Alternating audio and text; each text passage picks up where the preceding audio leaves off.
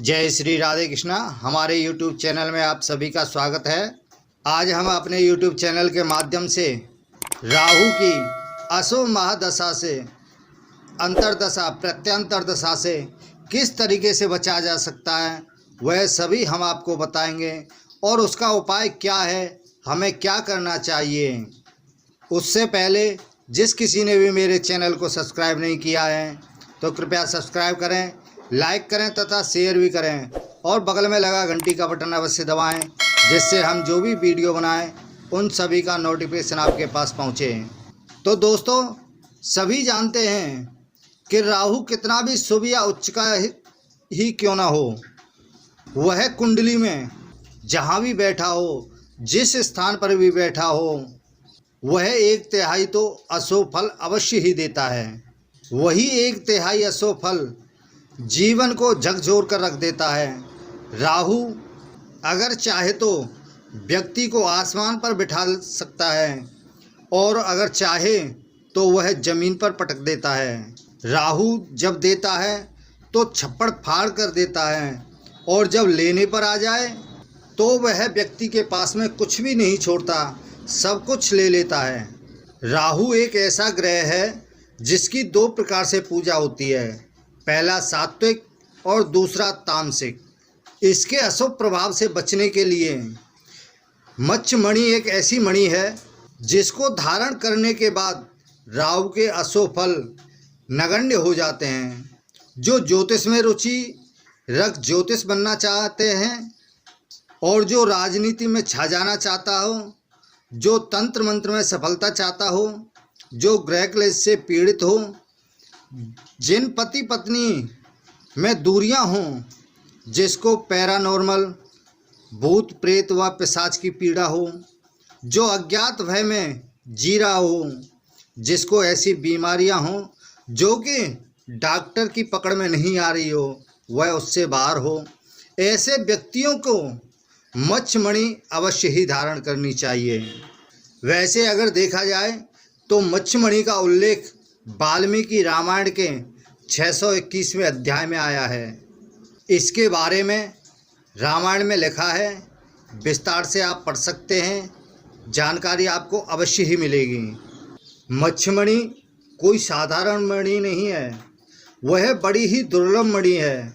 इसे धारण करने वाला व्यक्ति सभी प्रकार के कामकाज तनाव से बाहर आकर एक खुशहाल जीवन व्यतीत करता है। राहु ग्रह बाधा निवारण के लिए यह एक अचूक मणि है। हार गए हैं या थक गए हैं तो एक बार इस मणि को अवश्य ही धारण करें, तो आप देखेंगे कुछ समय पश्चात ही आपका समय में कितना परिवर्तन आता है। आपके लफ्ज इस प्रकार बदल जाएंगे जिस तरह से अमीर व्यक्तियों के बदल जाते हैं। इसके कुछ उपाय हम आपको बतला रहे हैं, वह किस तरीके से करना है, किस तरीके से नहीं करना है। तो सबसे पहला, राहु की महादशा या अंतर्दशा चल रही हो तो रात को एक कटोरे में मणि रखकर उस पर समुद्री नमक से भरें। सुबह मणि को कच्चे दूध एवं गंगाजल से धोकर अपनी कलाई पर बांध लें और गाय को गुड़ या रोटी अवश्य खिलाएं। यदि हो सके तो मछली को खिलाएं।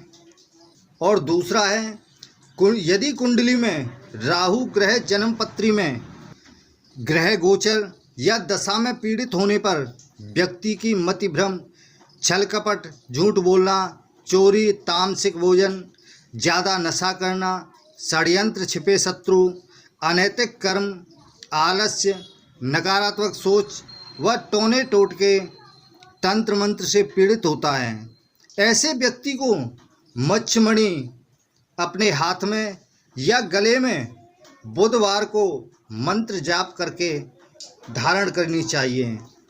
उसे धारण करने से अवश्य ही लाभ प्राप्त होगा। और तीसरा है काला जादू, जन्मपत्री में अशुभ योग, नज़र दोष, व्यापार में रुकावट इत्यादि के लिए रात को गंगाजल में रखें।